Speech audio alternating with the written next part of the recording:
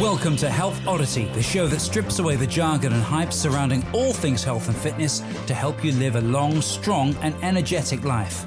Lining up at the bar this week, here's Peter Lant, Paul Bassett and James St. Pierre.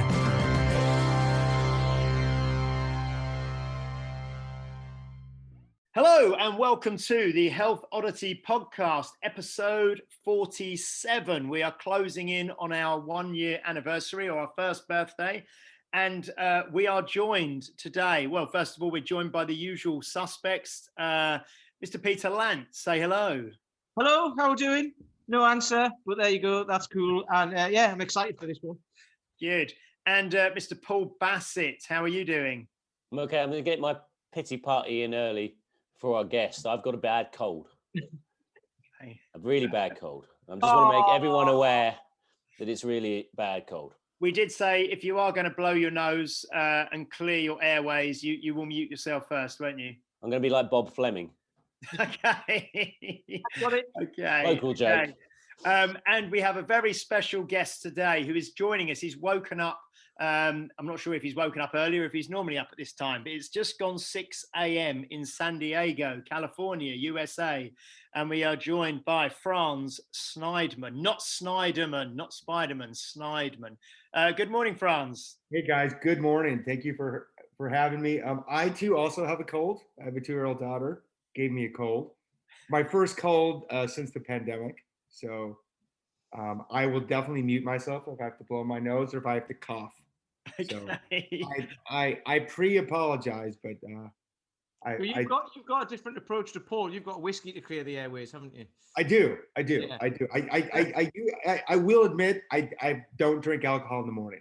I can't do it. Unless it's medicinal, and then it's allowed, isn't it? Exactly. Well, they say you should celebrate celebrate small successes. So I'm okay with it. Yeah. I'm game. I'm game.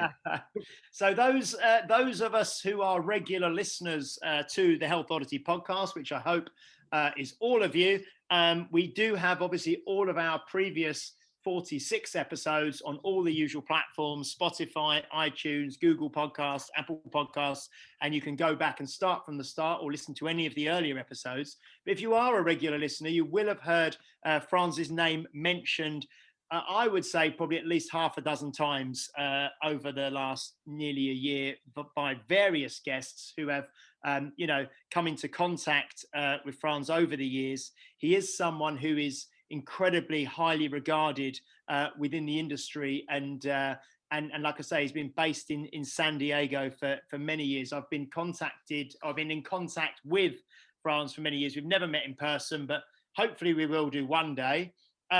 So first of all, I'm just going to kind of hand over to Franz. If you could just kind of give us a little bit of a, I think Brett Jones called it the Cliff Notes, didn't he? The kind of abridged history. I know you've been around a long time and you've done a lot of stuff, but who are you? Where are you? And what are you kind of working on at the moment, Franz? If that's not too massive a question to throw at you at 6 a.m. Yeah, I'll try to give you the Cliff Notes version. So. Yeah, I'm in San Diego, originally from a small town in New Mexico, Santa Fe, New Mexico. I've been a personal trainer since 1996. I was a senior in college at Arizona State University, and I really had no clue what I was going to do with my life. I mean, I think I was just, I was very much drawn to athletics, and as a kid who probably had horrible ADHD in every aspect, I was never going to sit at a desk, and just there was nothing else I was going to do with my life that didn't involve movement and moving around and teaching. And it was a perfect bridge for me. And I never looked back. I've never literally done anything else as an adult. So I don't have a lot of experience in anything else. I'm very dumb when it comes to other things. Probably don't know that much. I know a lot about what I know. And that doesn't mean I'm not interested in other things, but that has been my life. Athletics, I was a collegiate sprinter, so I have a huge passion for sprinting, power and speed, and I've kind of brought that into my coaching all these decades. And currently, I am doing predominantly virtual coaching, right, since the pandemic, even before the pandemic. So I'm doing a lot of online coaching And that involves like actually like one-on-one Zoom sessions, or I'm working with couples. But I've also currently, my new passion is I've developed a 90-day coaching program for dads. And I'm specifically targeting dads, mainly just because I am a dad. I have 3 kids. I understand what it is to be a dad, but I also understand just kind of the hormonal cliff that a lot of dads go through, and how that affects everything from just their confidence, their mindset, as their hormone profile gets worse, digestion gets worse, depression sets in sometimes a lot of these guys. And I think it's a needed service now, and that's kind of where my heart lies, is just kind of hand holding dads uh, through a very successful 90 days to kind of set them up to change forever, so that they can get leaner. But it's not just about getting leaner, it's getting stronger, it's getting more confident. For many of these guys, it's enjoying a training process. It's just kind of learning like, hey, like you can be so much better just by doing a couple of things, like a couple of exercises. It's not rocket science, but you do need accountability. And to me, to be able to provide coaching to guys all over the world, I've literally picked up clients from all over, which has been amazing. And it's just kind of organically grown. I haven't like done any Facebook ads or anything. I just kind of preach my message, and I attract dads that say, hey, like, yeah, I need to lose fat. Like, I'm not feeling great. Like, I don't like that my wife isn't attracted to me anymore. I mean, like really like core issues that every man, is going to deal with. So to me, that's the most exciting. It has the most potential. And in a nutshell, that's kind of where I am. I've been a kettlebell coach. I've been a strong first team instructor. I've taught my Primal Speed sprinting certification. Literally, I mean, I've taught it in Europe. I've taught it in Budapest. I've taken it down to South America, Mexico. So I'm a little bit kind of all over the map in my career, but I think it's just all based on, I think, human performance for like the average person. I don't, I have worked with pro athletes. I actually have some pro athletes, but that is not who I focus on. I focus on normal people, normal dudes, normal guys. I still want to be able to have a drink, but look better in their clothes. So That's kind of who our audience is. I mean, the danger is when you become too specialist, you end up knowing more and more about less and less until you know everything about nothing. Right. I agree. Yeah. Do you find that with your sprinting background, I see a lot of, obviously follow you on Instagram and connected on Facebook and that sort of thing. I see a lot of your sprinting drills that you still do to this day, and you've developed, and I presume it's stuff that you maybe took from what you originally did, maybe at a college level, and you've worked and developed things from there. But do you think that just to touch on sort of sprinting and speed work, because it's something that most people don't do, isn't it? Especially as we get older, we tend to neglect that kind of more explosive power stuff, and people tend to get into this, long, slow, steady cardio, going out for a jog for 30 to 40 to an hour or an hour plus. Is that quite an important component, do you think, of fitness and strength as we age? I do. And I think, I think that to really be human, if we're just going to speak in like the general terms, that's a birthright of being human, is that you have these amazing things called tendons, which attach muscles to bones, and they're like giant springs. The biggest tendon in the body would be in the lower body, which is the Achilles tendon. You guys have heard of people who have like Achilles tears, and it's very common. But it's like, I think the most important thing for people to understand is that, what you use, you will keep. And if you remove play, in the sense that like, for example, like, let's say you're playing with your kids and you're playing tag, that involves a lot of reactive movement. It involves a lot of cutting and change of direction. And that is essentially, that's how our bodies are designed. They are designed to quickly absorb energy and release them, much like an animal. Like you guys have deer. I think I was in a park in London several years ago. Richmond Park. The Hampstead Heath. or no? Hampstead Heath. I don't know if they have deers, but Richmond Okay, Park well, definitely okay, does. okay, maybe I was in a different park then. It was a different, and there was these deer frolicking around, and it's like they don't rely. Animals, for the most part, like don't rely on like muscular contraction, right? They don't like use the energy substrates in your muscle. Like imagine like we're climbing up a hill and we're using our muscles and we're getting fatigued.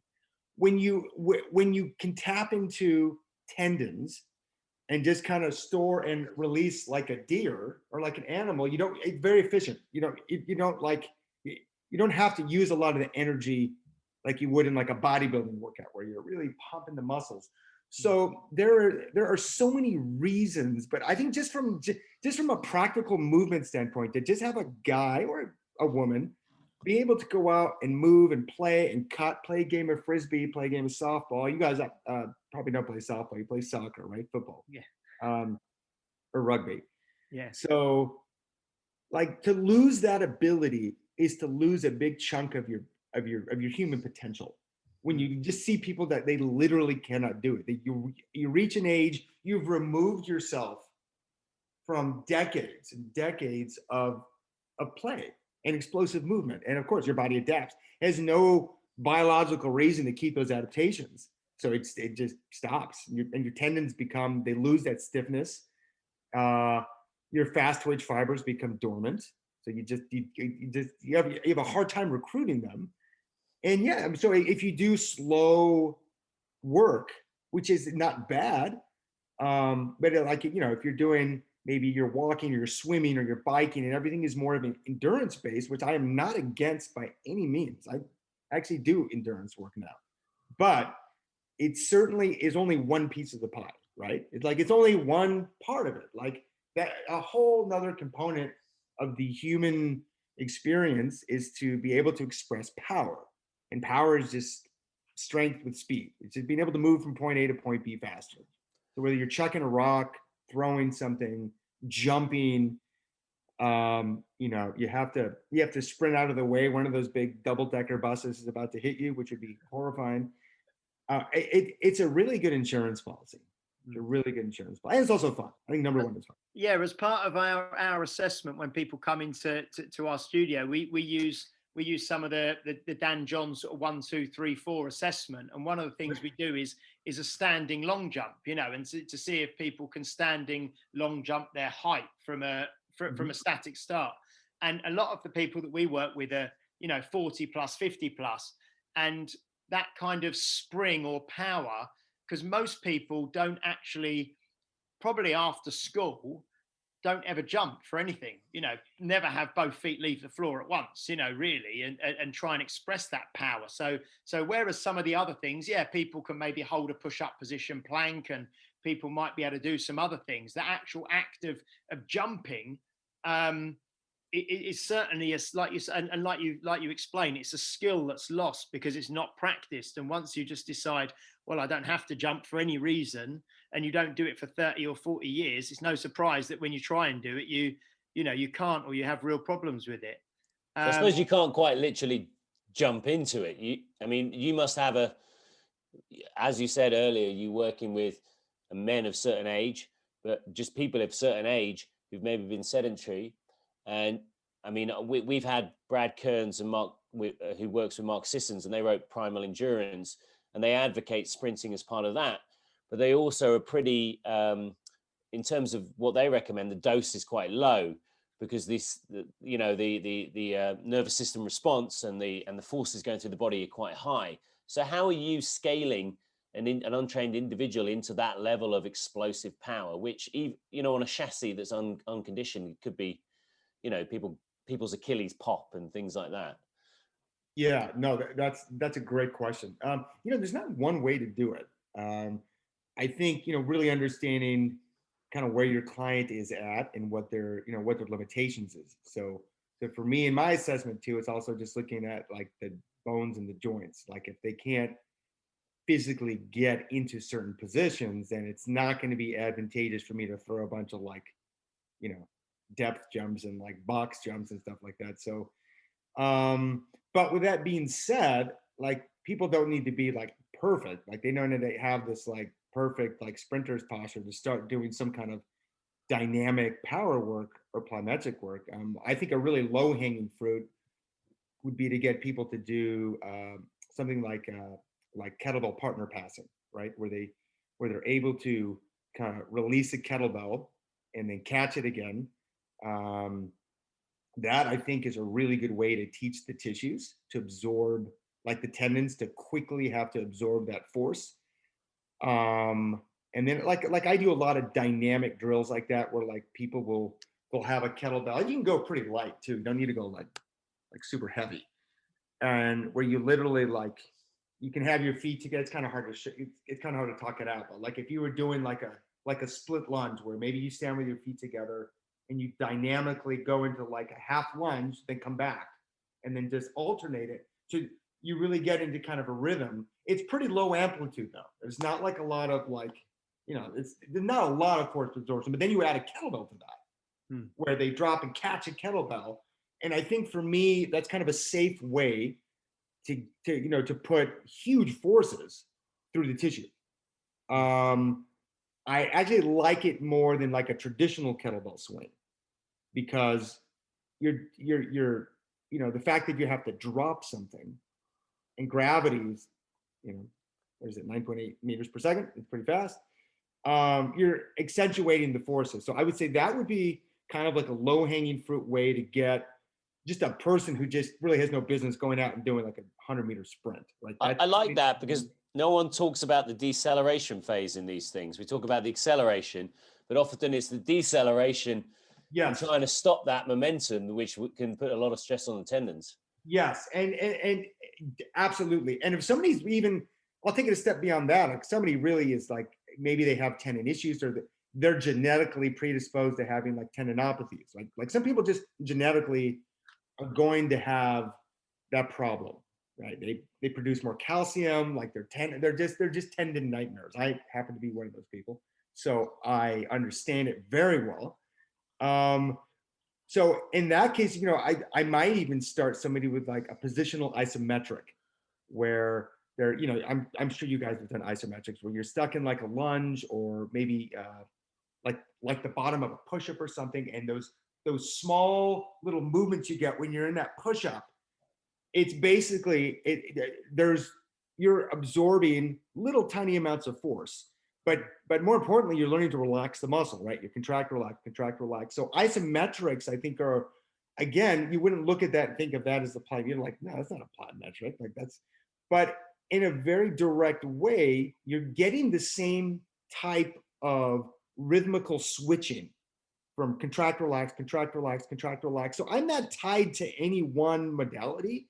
It's the concept. So isometrics, like extreme, I think here we call them extreme isos. And I think those are really, really good. But like that's one phase. Like I would never keep anybody there forever.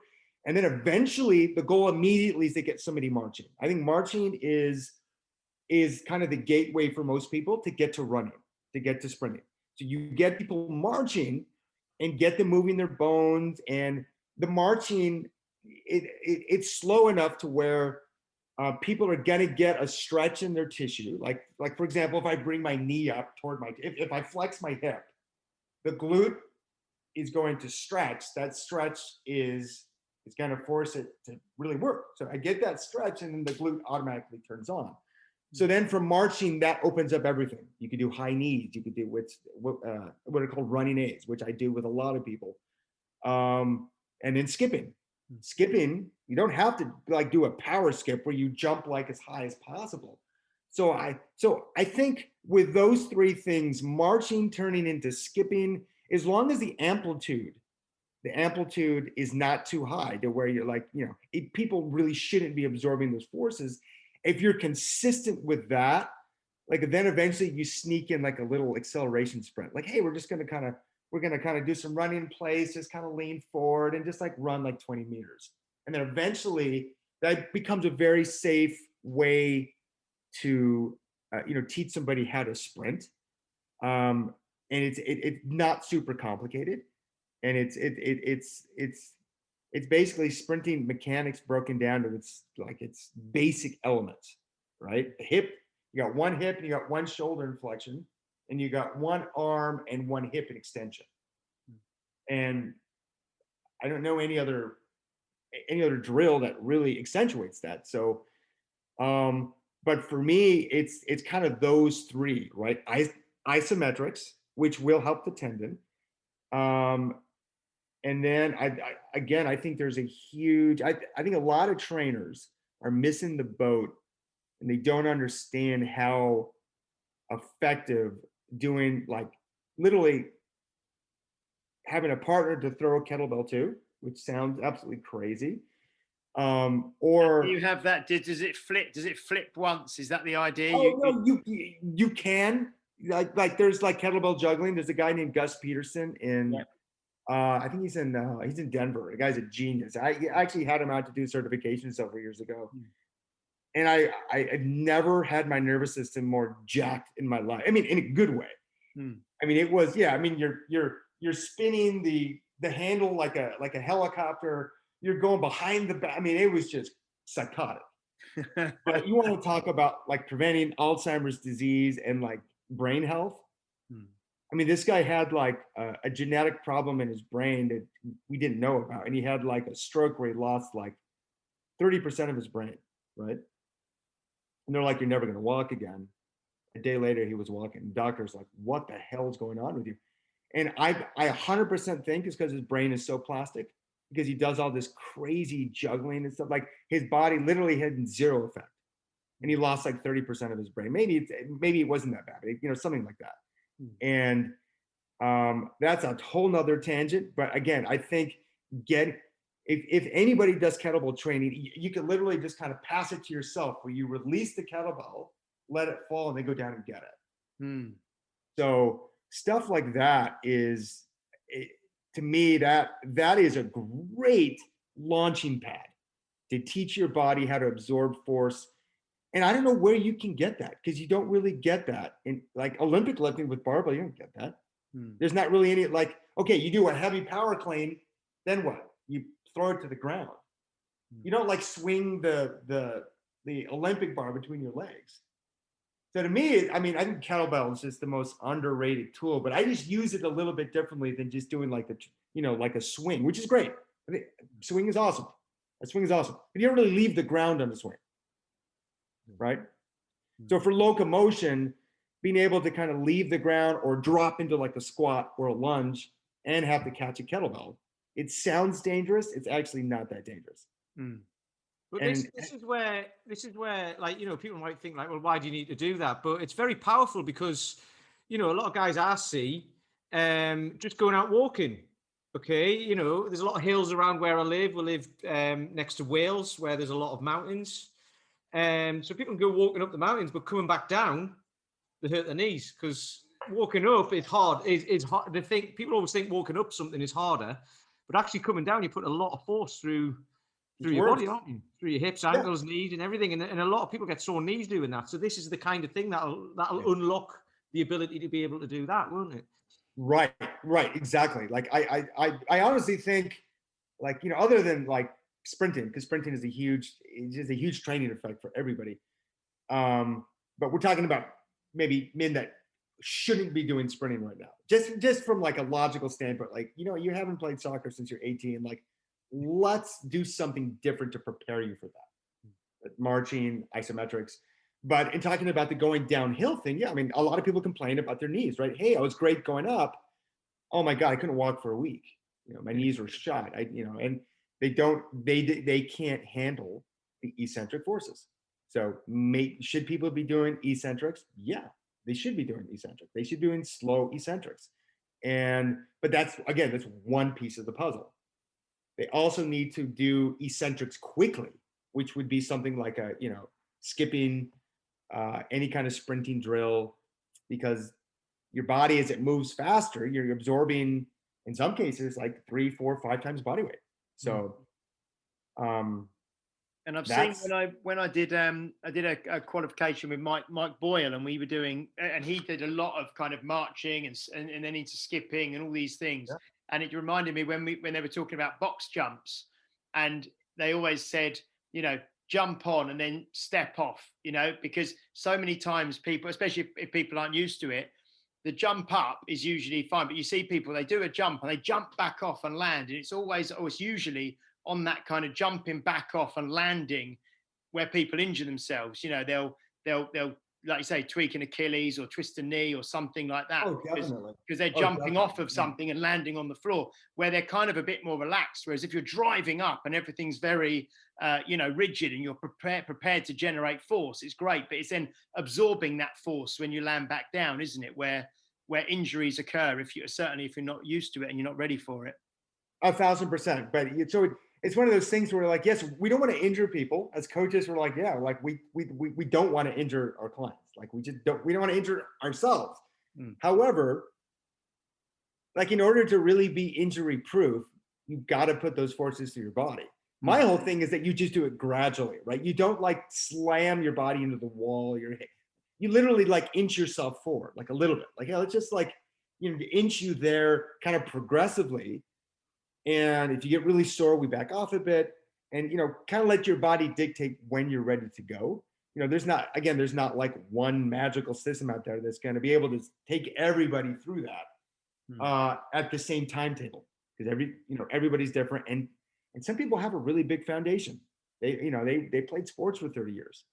So that's a very different athlete. If I get somebody who's in their 40s, but they have a huge background, it's like they already have some of those qualities built up. Doesn't mean they can't get injured, but it means that you're able to, your starting place is a lot different with somebody who already knows how to move like that, right? So it's very case dependent, right? It's like, well, what's the context of the situation? Who are we working with?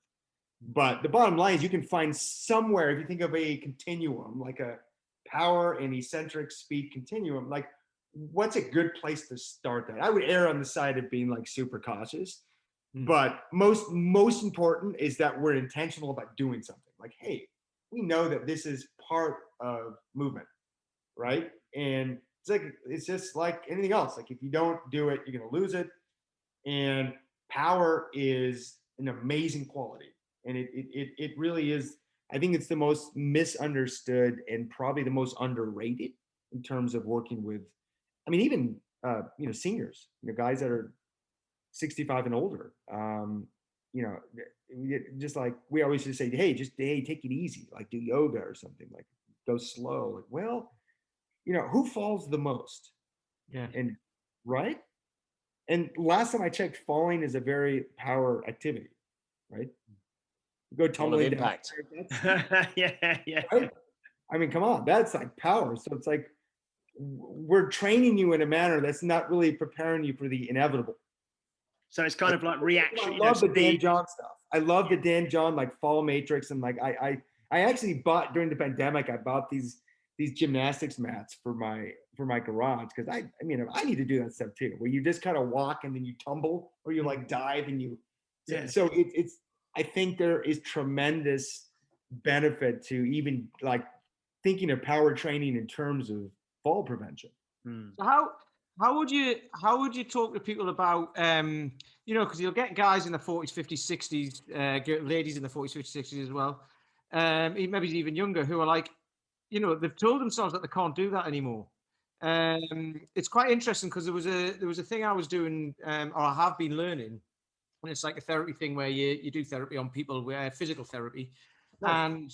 But you have to deal with the limiting belief of it as well, or the memory of pain of a trauma or something like that. But you can also do this thing on animals. One of the guys on the course does it on horses, and he said it's amazing because you do it on a horse and they get better much quicker, because they haven't got the they don't think that hurts and I can't do that. They're just like, all right, I'll get on with it. But people will be, I can't do that because I hurt my hip when I was younger, or I broke I've had a knee replacement, or whatever it is. So how do you deal with that with people who come in, especially online as well? Because obviously people have got to trust you. But if they're saying, I can't do this, how do you get it over to them that you should be able to do that, and we can build that back?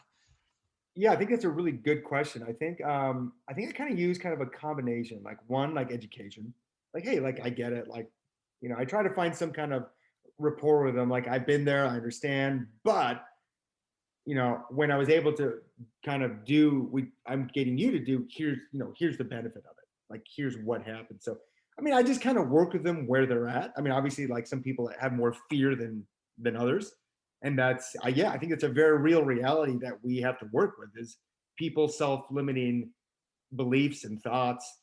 But I think being able to also um, show them maybe other people that have been where they've been and say, hey, I mean, now with things kind of opening up and things are a little bit better, getting them in an environment where other people in their age group are succeeding, to me seems to be like the fastest way. That's not always practical, but when they see somebody like subconsciously, they don't like, they're going to start questioning their own belief. They're like, well, wait a second, like what, why is she, what?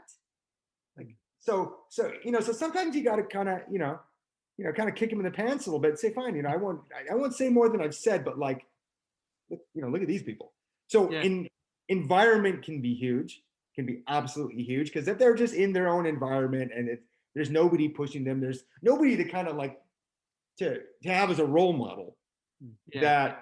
So I think it's kind of twofold, right? It's obviously empathy, compassion, like, hey, I get it, I understand.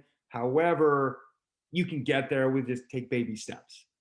Like that's kind of my approach to everything. Like, okay, well, we need to get there.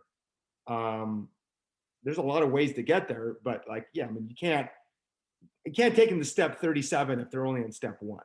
Yeah, So I think that's quite powerful because people can't help comparing themselves to other people. And if you're comparing yourself to something unrealistic, like on Instagram, like a bodybuilding physique or something, which isn't unrealistic, but it's hard, like much more hard work, then you're fighting a losing battle. But if you can compare yourself to like Doris over there, who can now do all the things that you're talking about, it's like, well, if she can do it or he can do it, why can't I? And I think the 3 of us train people in groups. A lot of people in groups, and you can do that. If someone's a new starter, you can say, well, I've got a guy called Dave, and I'm like, Dave didn't touch a weight for 3 weeks because he couldn't get into position, he couldn't do things. So we started him out very slowly, and now look at him, and he'll be throwing around a kettlebell or whatever. So I think that's very powerful to give people the sight of where they can get to, the progression of where they can I think it's an advantage for you guys. I really think it's an advantage. I think humans, I mean, we're like pack animals, right? It's like we are affected, especially if they can find somebody that they can kind of, oh, well, I'm kind of like that person, like I'm kind of like them. They say, oh, well, she's 20 years older than me, like, what's my excuse? So I think there's a lot of ways, but I think that's just a reality that every coach has to deal with. Is like, how do you bring up the people and give them skills that we know they need, but but they're just like, oh, no, I don't do that. Like, their identity is like already made up in their mind. Like, okay, like, you can do it, but I mean, I understand, but it's so I just think it's just a matter of kind of meeting people where they're at and then just not really giving up on them. And I mean, eventually they will get there. Just maybe patience, right? So Franz, with your kind of the work that you're doing now with the kind of 40 plus sort of dads, so I'd imagine though a lot of the principles will kind of be universal. What obviously we've got the training element that's going to have an effect and have an impact on people, but I saw one of your posts, I think it was yesterday or the day before, where you said about you'll come to an understanding whereby training more isn't going to help you get leaner. You have to look at your nutrition and get that on point. So what kind of things do you kind of focus on with the people that you work with besides training? Can you talk a little bit about some of the other elements that are part of the program? Yes. So I've really ventured into more of the nutrition and the lifestyle, predominantly because that's what was, I think, the big bottleneck for most dads. Is a lot of them can get back into training, or they'll go to the gym 5 days a week. Now we could argue that maybe their programming is not amazing, but at least they're trying. At least they're doing something. So to me, in working with just hundreds of dads, I just figured out like the biggest bottleneck for now that I'm seeing is they just don't really have an understanding of food, of calories, their habits. They're just their basic habits with things like, do they even know like where they're getting their protein from? Do they know how much water they're drinking? Just very basic things. And when I start with somebody, I really only have about 2 or 3 things I want them to do initially. One of them, like, we'll basically come up with like a goal, like, okay, like your goal weight is here. Most of the guys, not all the guys, most of the dads I'm getting are wanting to lose weight. They're not wanting to gain weight. I got a couple dads that need to gain weight. They're, vegans, or they're like 130 pounds. They're like really lean, but they need to gain weight. So, but predominantly we're talking about weight loss. So it's educating them on calories, educating them on, portion sizes. But I do it in a very slow approach to where it's not really like, it is a 90-day program and it is focused, but it's more geared on, getting them to just change kind of their habits in general. So usually I'll focus more just on, getting their protein numbers down and not freaking out. Like, hey, like, we're just going to track what you're eating. Don't judge it, put it down. That in itself usually works, because within a month they're like, dude, I dropped 11 pounds. I'm like, yeah, and I didn't really tell you couldn't have anything. It was the mindfulness for the first time in their lives of saying, shoot, I'm eating 1,200 calories of almonds. There's a 1,500 calorie bag of chips I down every afternoon. Like, just removing that, you've removed 2,000 plus calories out of their diet. You haven't really changed anything. And I never told them that they couldn't have it. Like, that's the thing. It's not like this strict like approach where you're not, so that's my approach. My approach is number one, self-awareness, getting them self-aware. And usually after the first call or two, I can tell, like, okay, here's what we're gonna do. You're just gonna hit water. That's all you're gonna do the first month. We're gonna get your water down. I'm gonna give you like a protein range of, let's say 120 grams to like 170 grams. Like, you're just like, if you hit it anywhere in there, you can just put a check in your calendar. That was a success. Like, you are doing amazing. And we usually just start with that, and that gets the ball rolling to where then we can talk about carbs and fat. And but it's not about restriction, and it's not about elimination. I know there are some trainers and coaches that are better at that. Like, it's just not my mindset. I'm a foodie. I drink a couple times a week. Like, I'm a real dad. Like, I'm not, I'm not pretending to be some holier than thou. Like, I never put anything bad in my body. Like, I think 80% of what I eat is great. I eat just vegetables and strawberries and fruits and protein and steak and chicken. I eat really well. But if I want to have a slice of pizza, I have a slice of pizza. If I want to have a whiskey or two with my beautiful South African wife, I do. If my kids want to go get ice cream, I go get ice cream. So I think it's just being real with that. That's the thing you've just said there, because if you talk to dads, you're like, oh, we're going to do all this restriction for you, but you're still going to be going to places for ice cream and stuff with your kids. It's not just about you, is it? It's about your family as well. And if you're going to be like, well, I'm going to do this thing over here, you can do what you like. It's not going to work. And I had a client, a similar client, same age group, and I've been training him online, and he said, I've totally failed because he'd had a lollipop with his kid. And I'm like, have a lollipop with your kid. Don't worry about it. What Franz just said is I think when you get people to track calories, or you just see how many calories they're having, the reason why they don't want to do it isn't because they don't want to do it. It's because they don't want to see how many calories they're having. Because when they do realize, they're like, wow. And then you start getting the realization, have you seen how many calories are in a bag of crisps or a bag of chips? Have you seen how many calories are? And you're like, yeah. And they're like, that's a lot, isn't it? And you're like, yes. And they knew it, but they didn't acknowledge it. And then I think one of the things is get the realization there, and then all of a sudden they can get the result.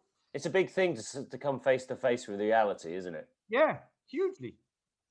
And I think the way that you tackle it, with, like you say, you are a dad of three children. You're in your 40s, so you're talking to other people like you, aren't you? And I think having a realistic approach to things,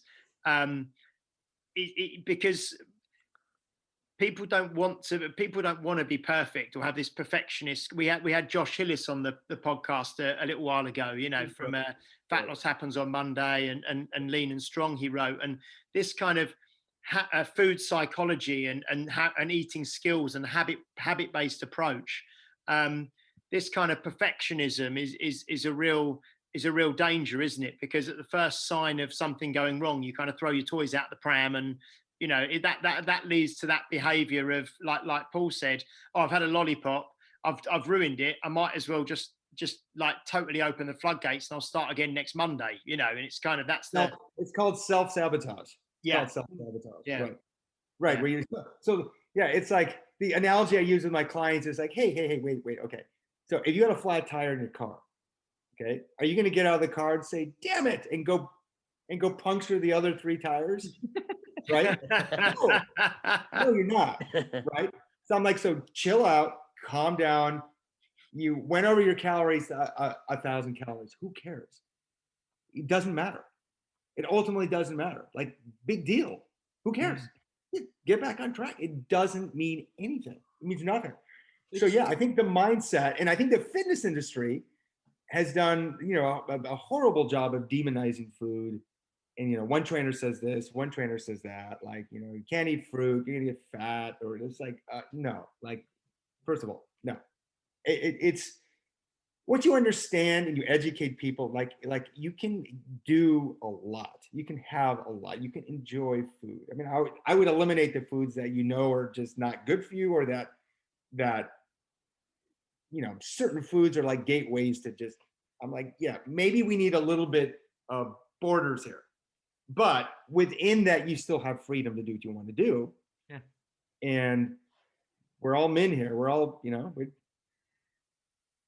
we make our choices, but I think the reason the coaching I'm finding is it's so beneficial, because like I'm in their corner. Like I'm like the one guy, I have street cred, right? I've got the credibility. Just I'm not like I'm not like the leanest trainer. I'm not like some Adonis. Like I'm just a normal guy. I'm probably fitter than the average dad. But yeah, I figured out that you really can like enjoy your life and still stay relatively lean, which I think every man wants that. But I want to hit on another point that I think is really huge, and I think it's that accountability, which I think coaching is so good for. Okay, if you have good rapport with your client, just for them to have somebody on the other end of your phone, they can message me through like an app that I use. We get on a Zoom call. We just flesh it out in real life. Like, hey, like, okay, like you're going to go camping. You're not going to have access. Like, let's just think through some strategies that can kind of keep you somewhat on track. Not like perfect, doesn't need to be perfect, whatever that is. So I think just the ability to have somebody to keep you accountable, who's not your wife, who's not your best friend, that's where I just think, having a coach that is vested in you is like, that really is a game changer for so many people. And we all need it. Like I have a business coach in Canada. Like I've got other coaches. Like I just think, yeah, I can't do it all on my own. Like I don't know everything. And a lot of dads, they just need a little bit of structure and guidance, but it has to be simple and it's got to be practical. Right? There doesn't need to be some ridiculous training regime that nobody, that The Rock can maybe follow. When Dwayne The Rock Johnson, maybe he can't even follow it. So there's I'm not sure of this as a caveat for legal purposes, but there's probably other stuff involved there as well. Yeah. Oh, okay. I was just going to say as well, I think, do you talk, because I've had quite a few conversations over the last week with clients who, and they are predominantly men. Well, there's one thing that I think men are sometimes not, well, I think we probably all know, are not particularly very good at asking for help. And we have this kind of, this feeling of, I've got to be strong, I'm a husband or I'm a father and I maybe run a business or I'm a man, whatever it is. And actually that kind of actually asking for help and accepting and acknowledging that you need help, that's a big kind of barrier for lots of guys, isn't it? I think, and opening up, and that's a massive thing. So tapping into people of our kind of age, do you find that, well, I suppose the people who reach out to you, so they've kind of overcome that, but that is certainly an issue, isn't it? Oh, big time. Yeah. I think we all know that women they're just much more able to kind of put the ego aside, and they're just different. Women are different. I think I need help. Like, guys are not that good. Yeah. I think it's really tough for a lot of guys, but I think one of the benefits though of social media, of technology, of the internet, of the cell phone, is that, like, if they get a message kind of pounded into their brain, there's never been an easier time for men to reach out. So I think we're living in a really cool time, because now guys can, we're all on our phones every day, so they can get that help. It's just that it's a little longer for them to reach out, right? But yeah, I mean, it's so cool. Like, what's interesting is that, like if I have to pitch anybody or like get on a sales call, that never works. What works is a guy who's listened to me and said, you know what, I'm resonating with your style. I'm in. Like, I need help. I'm like, cool. Like, there's no sell involved. It's like, I'm just giving them what they want, which every guy just wants control over his body. He wants to look good naked. He wants to look good in his, in his clothes. And he just wants a plan that's going to work for his life. And it's not rocket science. It's not rocket science. You clean up the food, you drink water, you start lifting weights. I mean, Dan John talks about it all the time. It literally is not. It's just finding the right coach for you. Right? It's finding that person that is a good fit. I'm not a great coach for everybody. Like, some guys need way harder. They need like boot camp, and I'm just not that coach. I'm not that coach. And I usually don't take those clients because I'm just not. That's just not my skill set.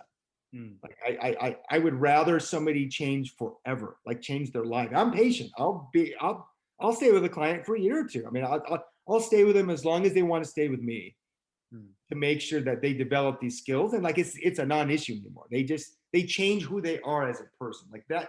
I don't really have any interest in like the 28 days to 6-pack abs or like, you don't really change as a person, right? I like what you said earlier about, because people will be, why do you need a coach? Because people think like, okay, you're paying for a friend to tell you what to do, right? Sometimes. Right. Let's use that example. So, and you're saying like, be accountable to somebody, not your wife, not your friends, like your closest friends and that. That's because everyone is in with you when you're doing that, aren't you? You need somebody to step back.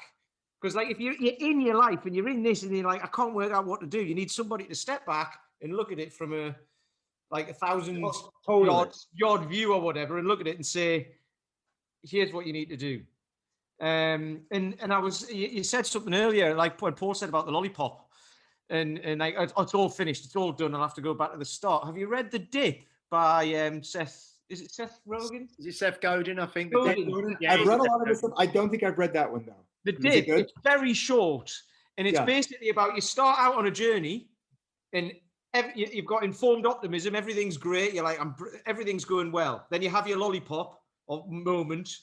I'm using that as an example because that's what Paul said, or your tire bursts or whatever. And then you just go boom, straight down into the dip. And you're like, you're in there and everything's rubbish. So the easiest way out of that is to just go back to where you were and say, it was fine, I'm not going to bother. Or you can make your way out. But when you're thinking about your goal, which is in the future, it's all future-based thoughts, which is fear and doubt and all of that. You haven't got the clarity to get there, which is where a coach will recognize that and say, I know exactly where you are because I've been there. And I know a lot of people who've been there, and there is a way out. The easiest way out is to go back to where you were. But if you do that, you've done that for the last 20 years. And it's really interesting. I can recommend it. I'll put it in the notes actually, but yeah, The Dip. Yeah. Great. No, I love it. I love that concept because, and I think that's another reason why coaching is important, is because the inevitable, non-linear nature of getting in shape. Like, it's just not like, hey, you're in shape. It's being able to educate people and say, hey, this is normal. Like, I don't get excited if you lose 2 pounds or gain 2 pounds. Like, I don't care. Like, I honestly don't care. Like, great, good. I'm excited that you hit the habits that we chose that you were going to focus on. Like, you got your 8,000 steps in today or 10,000 steps. You you drank your 100 ounces of water. And even if you didn't lose weight, I don't give a rat's ass. It's like, it's about becoming the person that you need to be. Your body will change. It may take time, but I think it's being there when normally the default would be to do what it said in the book, to go back and say, well, that was horrible, I'll never do that again. Like go back to that place of safety, which isn't really safety. I mean, no such thing as stability and safety. It doesn't exist. But I mean, you must, then there is a kind of alignment of values and goals, isn't there? Because you must have people who believe that so the reason they may come to you and say, hey, I've lost 2 kilos is because maybe they think that when they've got to 10 kilos, I mean, this is a subject that we talk about quite a bit, but when I've lost the 10 kilos, I'm going to be the person I want to be. That's when everything aligns, and all of a sudden I'll feel free. Say, don't they? Like, when I get there, I'll be happy. That's the main one, isn't it? Right. When I get there, I'll be happy. I mean, what do you answer with a question, or do you just say, okay, let's go for the goal and see what's going to happen, or do you try and direct in a different direction? I think it really depends. I really like to tap into people's goals and kind of their like the reasons, the why. But I kind of always bring it back to just like, what can they focus on now? Like, what's their behavior that they can do right now? So it's so, like, we can get so caught up in goals and ambition that that's important, but it's more about a compass. Like, like, as long as we're kind of like the compass, just like, as long as we're heading, like you were heading that way, we just kind of moving it this way. We know it's over there. We're going to go there. I don't know if I'm like so like goal orientated, in the sense that I've really just become more support, more orientated, just like what's freaking practical for this person. Right? If you give them 1,000 things to do, it's like a total failure, and they feel terrible. It's like, well, God, that was on me. That was my fault. Like I gave them too much, and I didn't realize who they were. I didn't realize, it's great that they have these goals and they want something, but they'll never get the want if they don't actually get it in the calendar. And even if they don't really believe that they can do it, which that is an issue. Like, some men, just like they have self-limiting beliefs. They don't really believe it.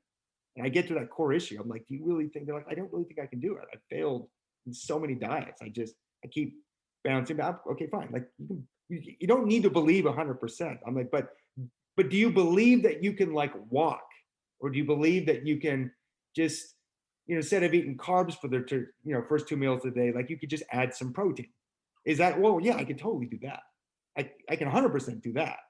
So then from there, they literally develop the self-belief from day one, because I just give them something that they can succeed in. Right. So to me, that makes the most sense, is to really always look at the macro, but realize that, like, once we've set the compass, we just focus on the micro. We focus on the micro, because that's what builds the self-belief. And then a month goes, 2 months goes, 3 months goes. I'm not asking them if they drank water, right? I don't need to look at the app. Did they check the box that said they've already? It's just part of who they are as a person. So their identity can change, even if they don't really believe that they can change it. But they change it themselves. It's just easier for us as coaches looking in, because they don't see it. They just see their life.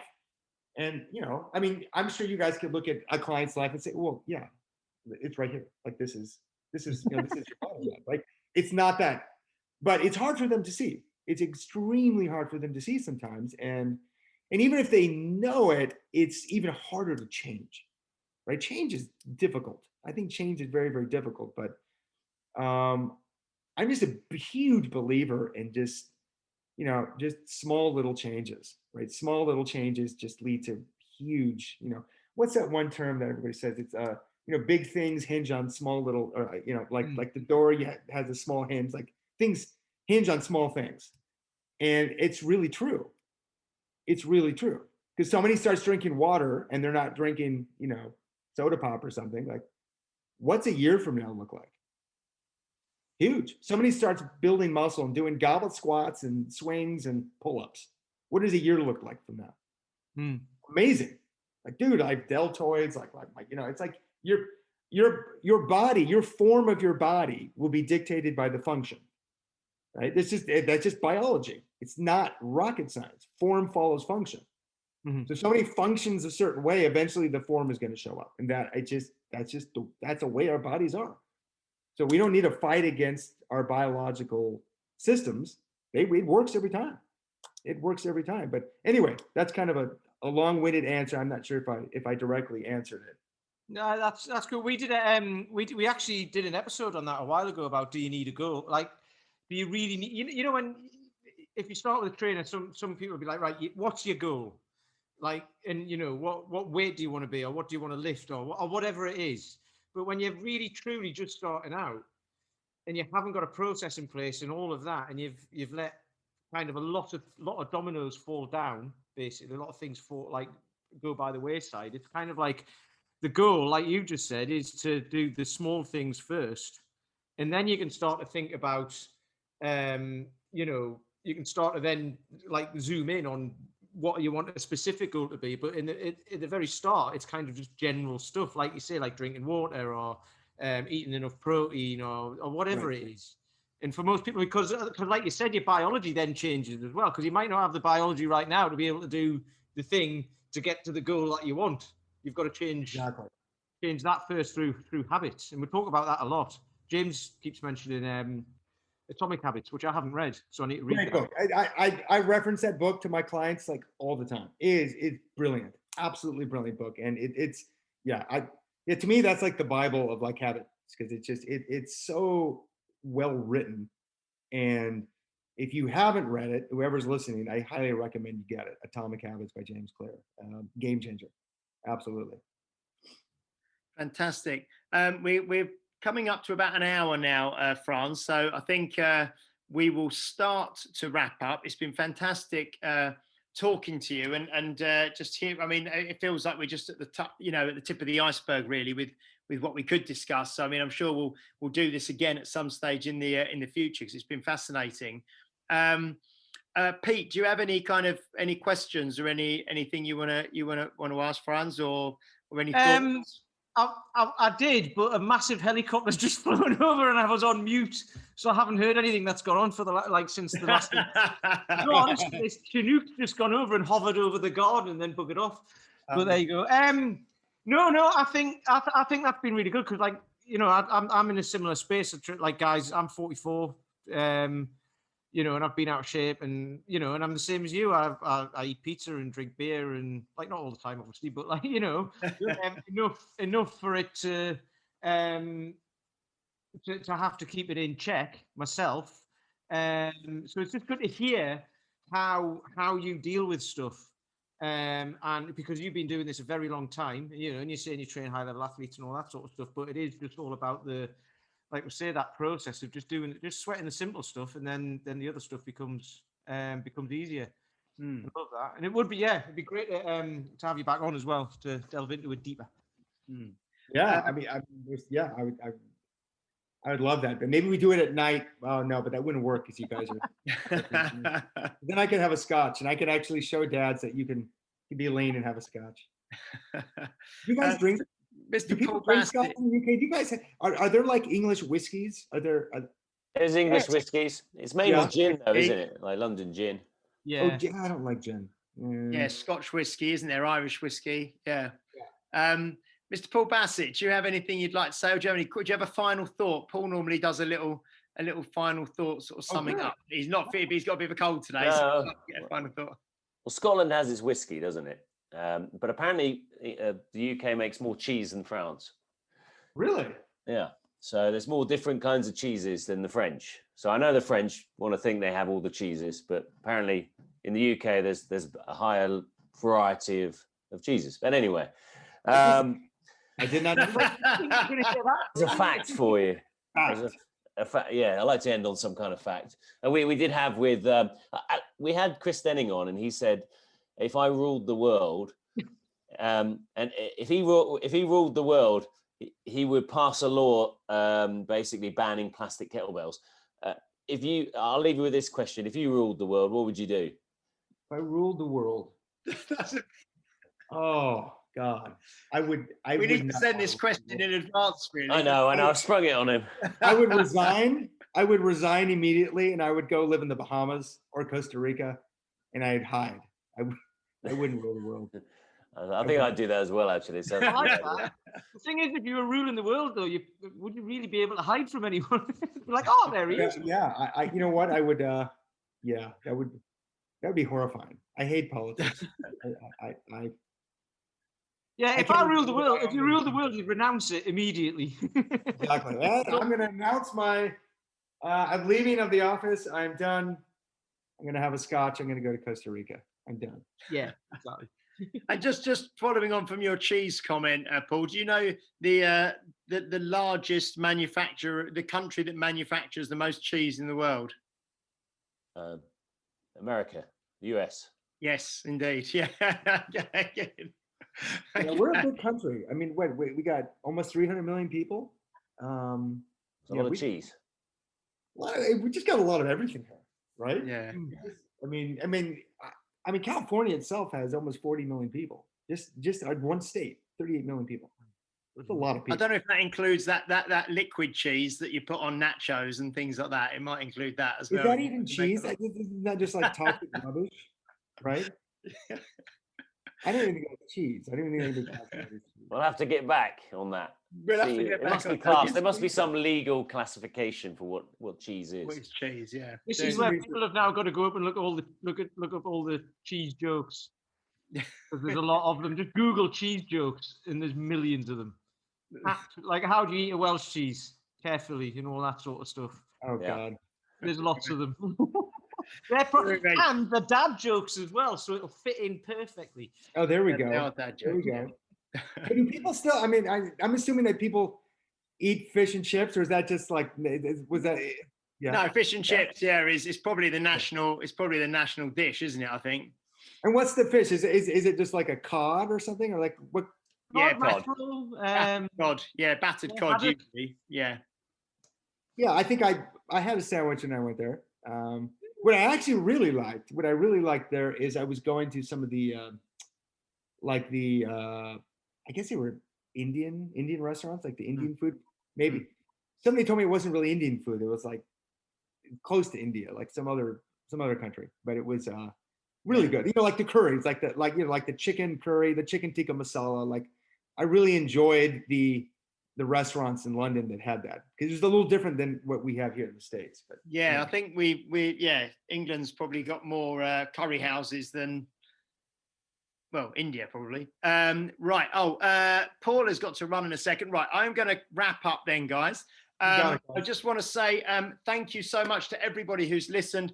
Please like, please subscribe, please follow, please share. If you're able to leave a review, please leave a review. And I just want to say thanks very, very much to Mr. Franz Snideman, who's come over he hasn't come over from San Diego, but he's live from San Diego. And hopefully he will visit the UK fairly soon, or when he's able to get over, and we'll do some Primal Speed workshops and things over here. I would love it, man. It should be great. I am there. And we'll go for fish and chips. We'll go for a curry. We'll go for a pint of ale, and that'll be very, very good. Cool. Right. See you later, Mr. Peter Lance. See you. Ta-ra. Thanks for listening. We appreciate you all. Paul has already left. So bye-bye, Franz. All right, guys. Thank you so much. That was great. Really appreciate it. Lovely. And thank you very much, guys. We'll see you again next week. Take care. You've been listening to Health Odyssey with Peter Lant, Paul Bassett, and James St. Pierre. To get your regular fix of hype-free health, you can subscribe and leave a review wherever you get your favorite podcasts. You can find out more on today's and other topics at healthodyssey.com, or find us on Facebook or Instagram by searching for Health Odyssey.